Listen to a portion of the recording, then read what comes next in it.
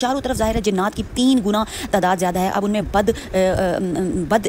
बद वाले जिन भी मौजूद हैं, नज़र बद वाले, हसद, कीना, नफ़रत वाले जिन भी मौजूद हैं, जो कि कुफ़ार में से जिन्नात हैं। तो फिर क्या होता है, वज़ू सिर्फ नमाज के लिए नहीं है, वज़ू जो है नूर के लिए है, हमारी हिफाजत के लिए है, मग़फ़रत के लिए है और रूहानी ताकत का ख़जाना भी है। जो शख्स हमेशा वज़ू में रहता है उसके रिस्क रोज़ी में बरकत होती है, परेशानियाँ ख़त्म होती हैं और बहुत ज़्यादा जो है रब की।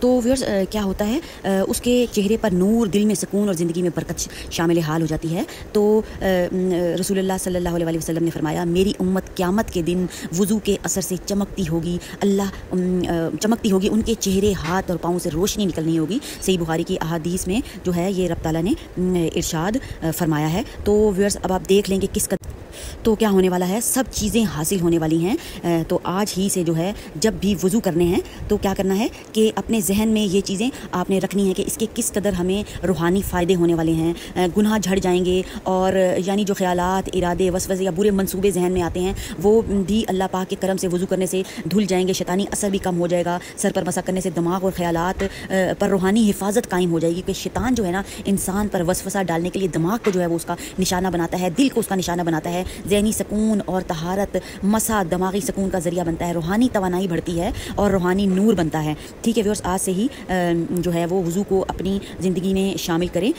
तो नबी करीम सल्लल्लाहु अलैहि वसल्लम के फरमान पर अमल करते हुए, वज़ू नूर है और वज़ू पर वज़ू करना दोहरा नूर है। माशाल्लाह, सुनन नसाई की जो अहादीस हैं उनसे ये बयान हुआ है। माशाल्लाह व्यूअर्स, तो वीडियो पसंद आएगी और इंशाअल्लाह ताला क्यों नहीं पसंद आएगी, क्योंकि आपके फ़ायदे के लिए ही है ये वीडियो। आज से जो लोग भी परेशान हैं, वज़ू का एहतमाम कर लें और घर से निकलते वक्त वज़ू करके निकलें। इंशाअल्लाह ताला हुक्म रब्बी से तमाम परेशानियां हल हो जाएंगी और बरक़ात ज़िंदगी में शामिल हो जाएंगी। तो इस चैनल को सब्सक्राइब करें, वीडियो को लाइक और शेयर करना बिल्कुल भी ना भूलें।